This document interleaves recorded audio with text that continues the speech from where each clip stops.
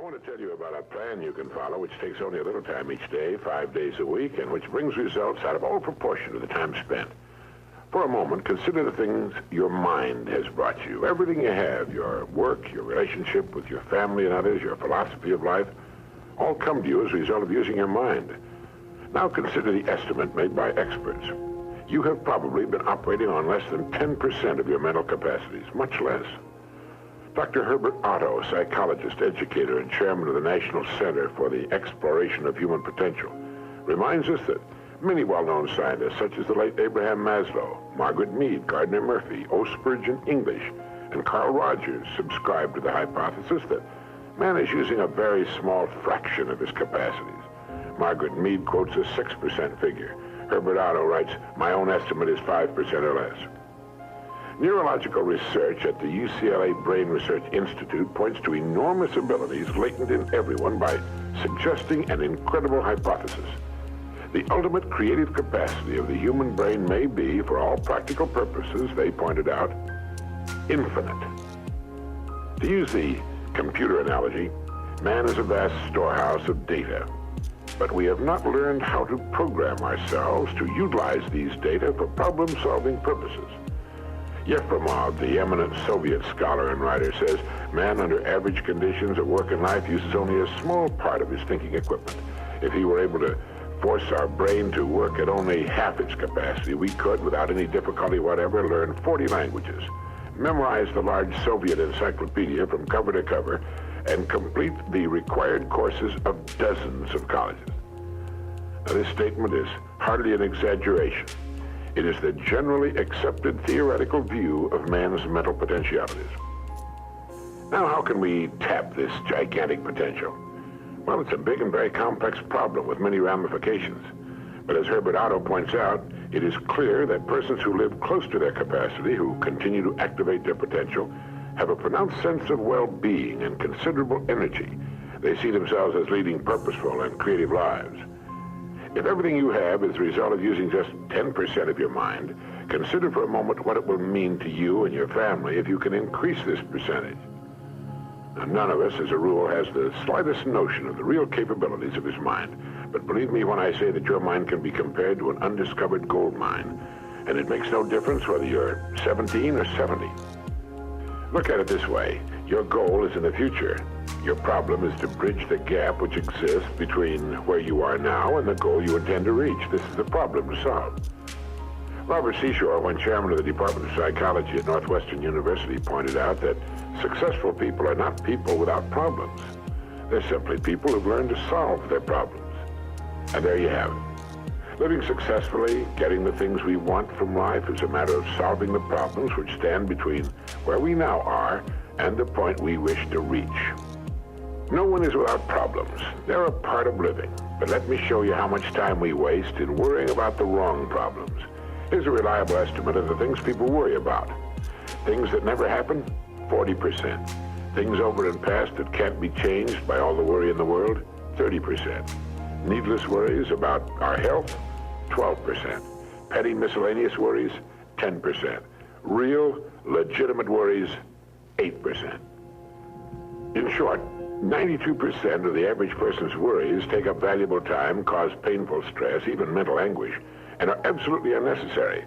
And of the real, legitimate worries, there are two kinds.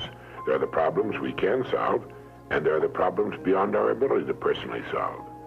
But most of our real problems usually fall into the first group, the ones we can solve if we learn how. Now, I'm going to assume you've decided upon a goal. Your problem is, how do I achieve it? Your goal may be a promotion, a greater income, a beautiful home. It makes little difference what your goal happens to be. But you have your goal, and you know that you will become and you will achieve what you think about. That is, if you stay with it, you will reach your goal. But how? Well, it's right here that your mind comes into play. What is your mind? No one knows for sure. Perhaps the best way to describe it is to quote Pulitzer Prize-winning playwright Archibald MacLeish. In his play, The Secret of Freedom, a character says, "The only thing about a man that is a man is his mind. Everything else you can find in a pig or a horse." That's uncomfortably true. The human mind is the one thing that separates us from the rest of the creatures on Earth. Anything that comes to us in the future will almost certainly come to us as a result of the extent to which we use our minds. And yet it's the last place on Earth the average person will turn to for help. In order to reflect just a moment on the human mind, consider what it's accomplished. Human knowledge has advanced more in the past 50 years than in all the preceding 10,000 years of human civilization. Of all the scientists who ever lived, it's estimated that 90% of them are alive today. We've reached in the area of ideas and human advancement a plateau so high it was undreamed of by even the most optimistic forecasters as recently as 10 years ago. But every new idea triggers additional ideas, so that now we're in an era of compounding advancement on every front and in every area that staggers the imagination. Dr. Harlow Shapley of Harvard has said that we're entering an entirely new age of man. He calls it the psychozoic age, the age of the mind. And you own one, free and clear. Now let's look at a few facts. Now, the average working person has at his disposal an enormous amount of free time. In fact, if you total the hours in a year and subtract the sleeping hours, if he sleeps 8 hours every night, you'll find he has almost 6,000 waking hours, of which he spends less than 2,000 on the job.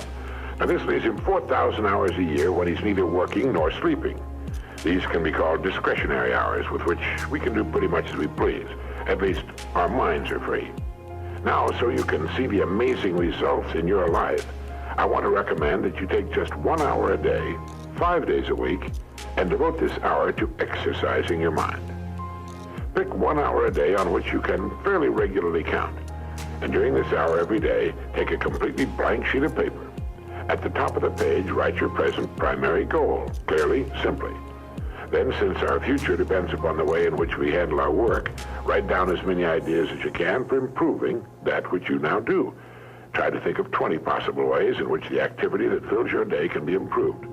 You won't always get 20, but even one idea is good. Now remember 2 important points with regard to this. 1, this is not particularly easy, and 2, most of your ideas won't be any good.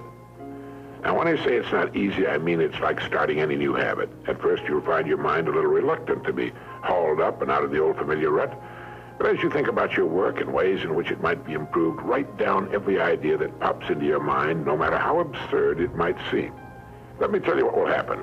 Some of your ideas will be good and worth testing.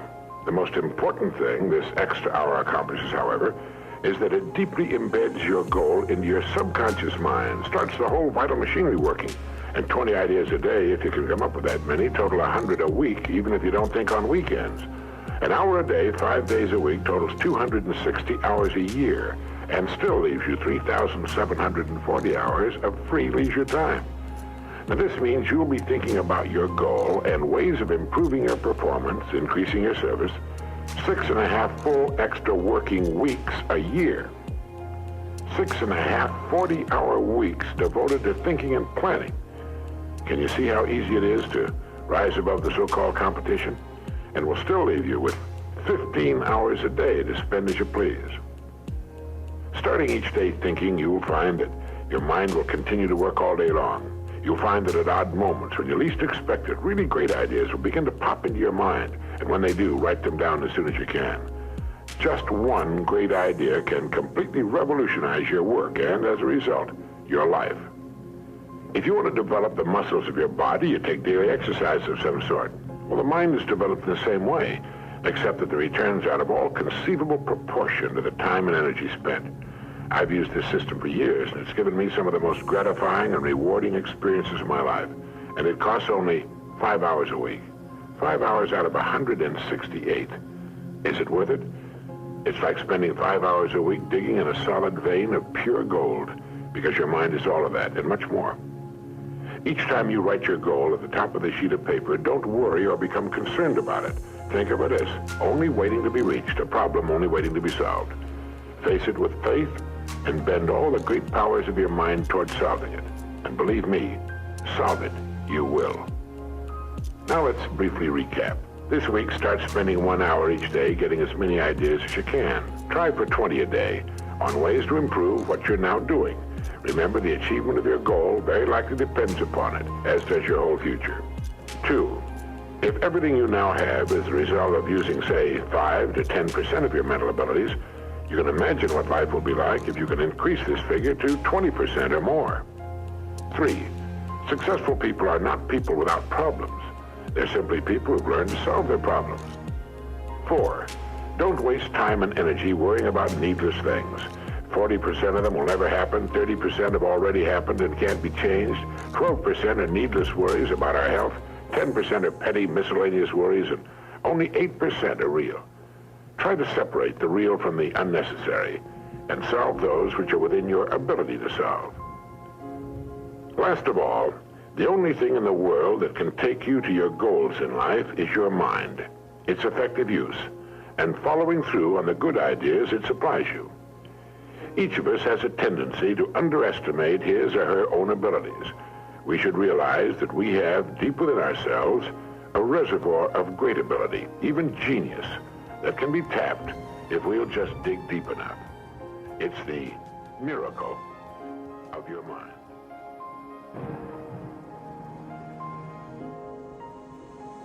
It is a summation of more than 20 years of research on one subject, and that is, why do some people do so well in life, while so many more do not?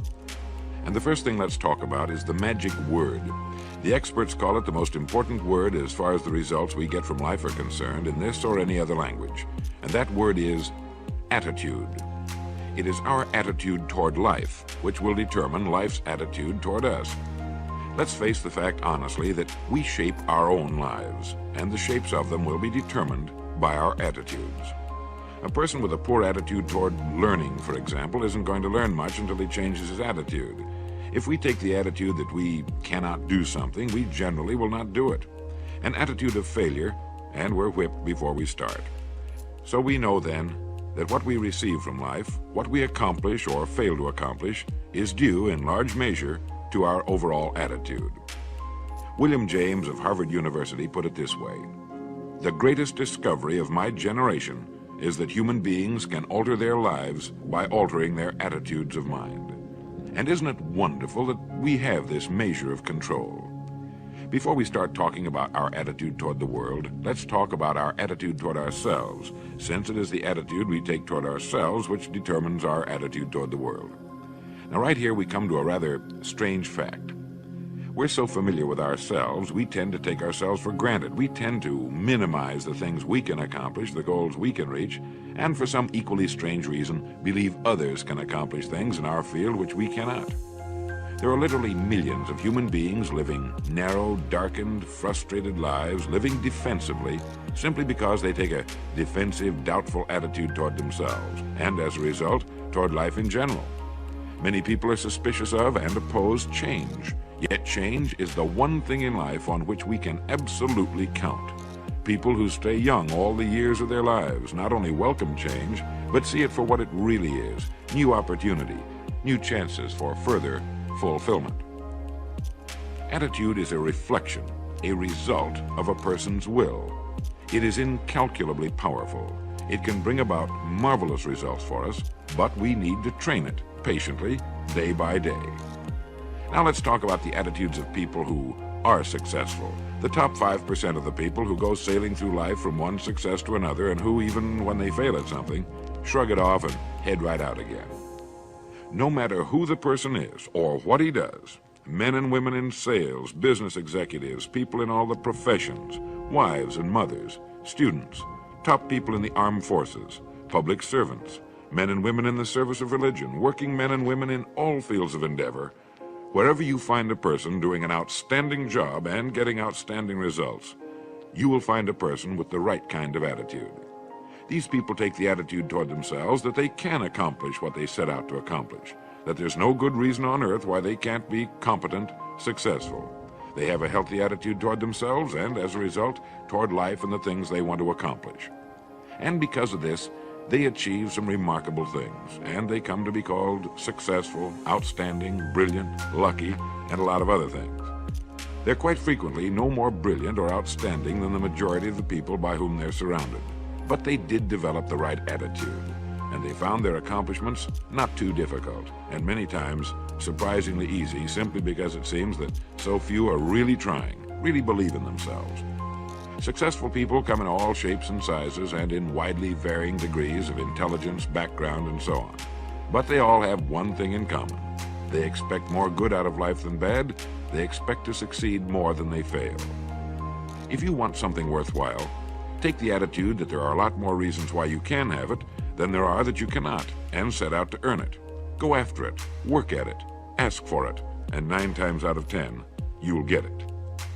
Our environment is really a mirror of our mental attitude. If we don't like our environment, we have to change our attitude first. Now, the world plays no favorites. It's impersonal. It doesn't care whether we change or not. Adopting a good, healthy attitude toward life doesn't affect the world and the people in it nearly as much as it affects us. It would be impossible to even estimate the number of jobs which have been lost, the number of promotions missed, the number of sales not made, the number of marriages ruined by poor attitudes. But you can number in the millions the jobs which are held but hated, the marriages which are tolerated but unhappy, all because of people who are waiting for the world and others to change toward them, instead of being big enough and wise enough to at least make a test which will prove beyond any shadow of a doubt where most or at least a big part of the trouble lies. Studies made of the lives of literally thousands of successful people have shown that they radiate confidence, assurance, they expect success, and they get success. You can spot these people by the way they walk, by the way they look and act. You can feel it about them when they enter a room. They may be short and fat, or tall and thin, or any combination in between, but they have about them the attitude of success. In the record Greener Pastures, I'll get into this next statement, but right now I want you to realize, if you don't already, that in 5 years or less, you can get right to the top of the work you're now doing. I know this, but the important question here is, do you know this? The minute you do know it, you'll have this right attitude I'm talking about. The easiest and most effective means of forming a good attitude habit is to begin to act as though you have a good, positive, expectant attitude toward life. That's right.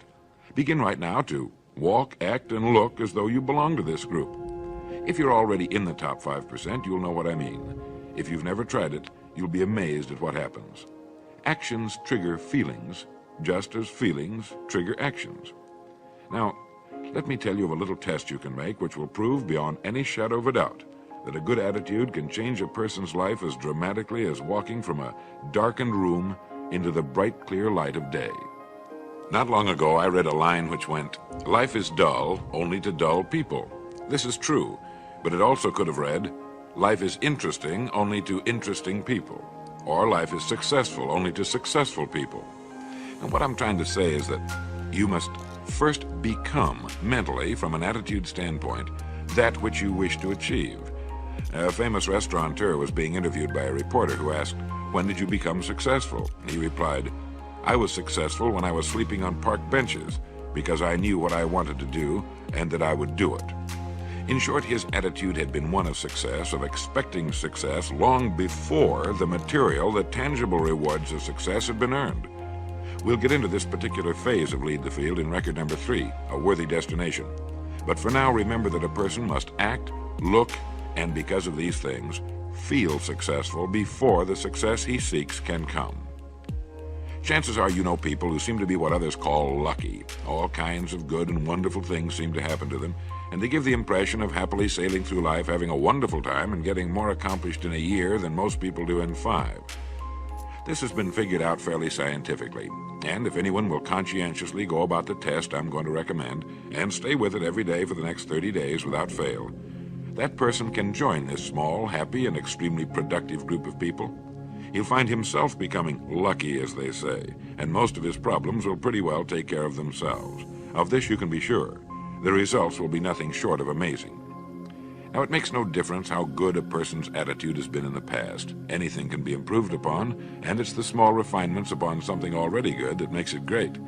So here's the test.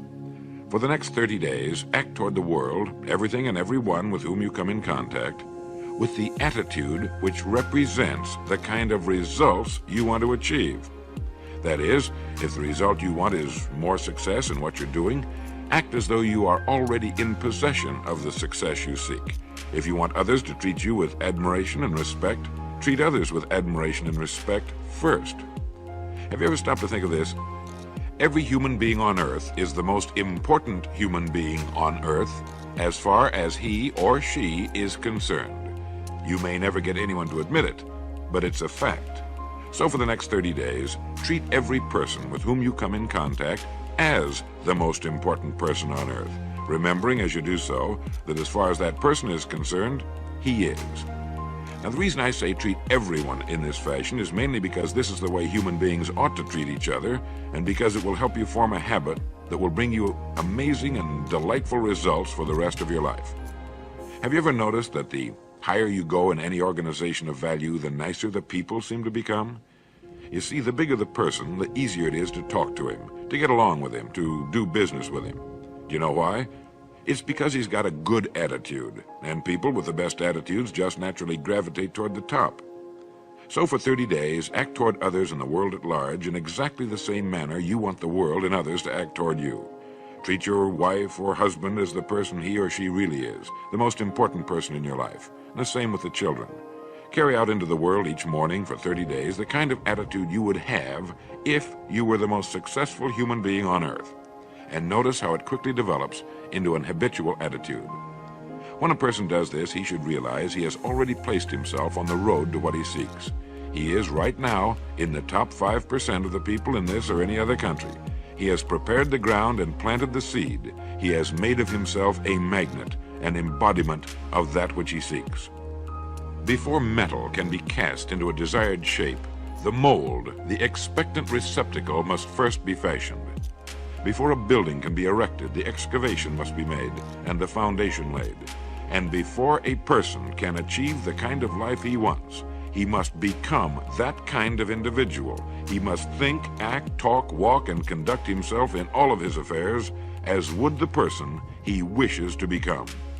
He is then actually that person, and the things that person would have and do will naturally come to him.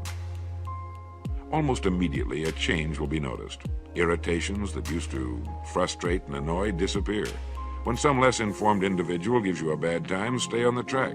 When someone cuts in front of you with his car or acts in any other manner that shows his ignorance and lack of courtesy, don't permit yourself to drop to his level. Pity him, for that's what he really deserves. That's the very group a person doesn't want to belong to. And if he acts like them, well, let's face it, he belongs with them. There's nothing in the world that men, women, and children want and need more than the feeling that they're important, that they're needed and respected. They will give their love, their affection, their respect, and their business to the person who fills this need. So the magic word is attitude. And in summing up, a few points to keep in mind. 1, it is our attitude at the beginning of a task which, more than anything else, will affect its successful outcome. 2, it is our attitude toward life which determines life's attitude toward us. 3, we are interdependent. It is impossible to succeed without others. And it is our attitude toward others which will determine their attitude toward us. 4, before a person can achieve the kind of life he wants, he must become that kind of individual. He must think, act, talk, walk, and conduct himself in all of his affairs as would the person he wishes to become. 5, the higher you go in any organization of value, the better will be the attitudes you'll find. 6, your mind can hold only one thought at a time, and since there's nothing at all to be gained by being negative, be positive. 7, the deepest craving of human beings is to be needed, to feel important, to be appreciated. Give it to them, and they'll return it to you. 8, look for the best in new ideas. As someone said, I've never met a person I couldn't learn something from.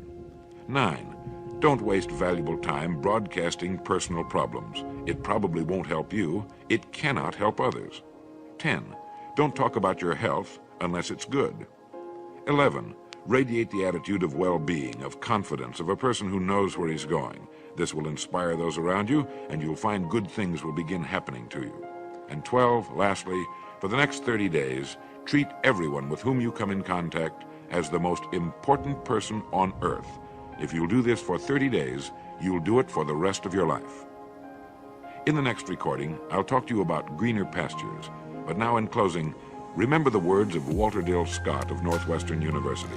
Success or failure in any undertaking is caused more by the mental attitude even than by mental capacities. Thank you.